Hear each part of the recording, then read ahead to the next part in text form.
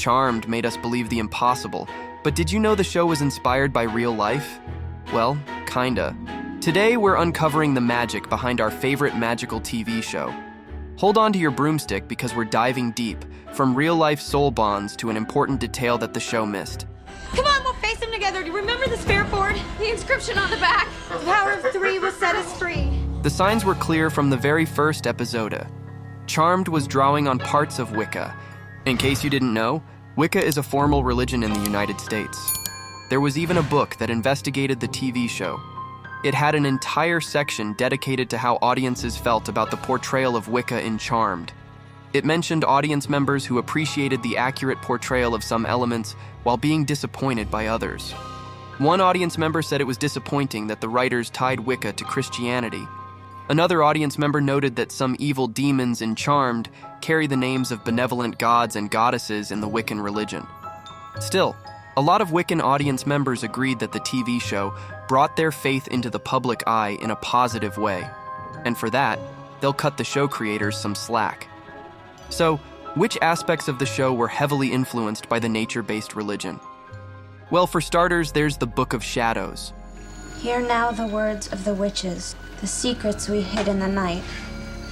The oldest of gods are invoked here. The great work of magic is sought.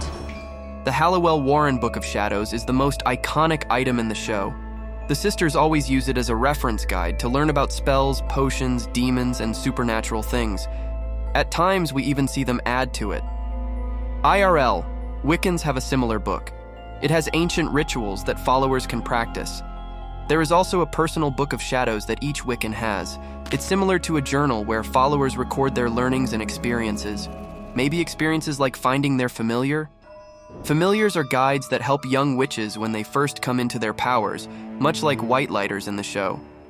The Halliwell sisters have one too. She appears in the show's early episodes as a cat named Kit. She wears a collar with a pendant displaying the same triquetra that's on the sisters' Book of Shadows. Familiars in the show all appear to be cats. Historically speaking, when it comes to Wicca, witches had familiars. They were believed to be possessed by demons that would do the witch's bidding. It was usually a black cat, but it could be any animal. In modern Wicca, a familiar can be any animal that the individual has developed a deep spiritual connection with. Speaking of deep connections, remember Piper and Leo's relationship? Gosh, what a roller coaster. They were almost stopped from getting married altogether, but Piper is a powerful witch. Of course, nothing could stop her. She found hand fasting in the Book of Shadows, exactly the loophole they needed. After completing the ritual, they were soulmates bonded for life. We are gathered here today to unite two souls as one. To you, Leo Wyatt and Piper Halliwell, join us here of your own free will to acknowledge the eternal bond shared by both of you. I do. I do. The actual Wiccan ritual of hand fasting is a commitment ceremony between a couple. It can either be for a short time or a more long-term commitment.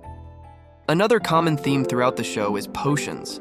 Okay, so all we need to do is drop in the Sykes flesh. Go ahead, just drop it in. More often than not, the sisters would use a brew and a spell to vanquish a demon. While the religion of Wicca does have potions, they're not used the same way. And they might sometimes cast a spell to enhance the strength of their potion. But a real Wiccan knows the power itself comes from the natural ingredients that make it. Wicca is based on the belief that natural ingredients have very powerful energies. They use these powerful ingredients to promote their health or protect themselves. Another important part of the Halliwell sisters' magic was using sacred objects, like crystals. But they didn't use them very accurately in the show. Athamis in the show usually belonged to a warlock or demon, and were then used to either locate, summon, or defeat them.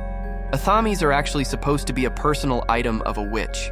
It's really used as a focus of power during spells. Charmed also makes it seem like any old crystal will do for whatever the sisters have in mind, even laying a trap. On the contrary, there are a vast number of different crystals. They all have their own specific energies that Wiccans employ for various reasons. Now here's a magical fact that only die-hard Charmed fans might know. For many bookworms, there's nothing better than the idea of getting swooped up into a magical world with a secret school and magical friends. It's a popular trope and one no different in this TV show. The magically inclined kids in Charmed end up studying at magic school. It's hidden inside a magical realm and accessible through many portals across Earth. Magic school can only be reached by those permitted to pass. So much of the action happens inside its walls that the series left out one of the school's most important features. Did you know that Magic School is a floating grand estate? This is outlined explicitly in the Charmed comics No Rest for the Wicca. Could you imagine studying spellcasting in a floating estate? That's all we have for you today. We'd love it if you could share our channel with your loved ones. Don't forget to like and subscribe. Be well and be kind.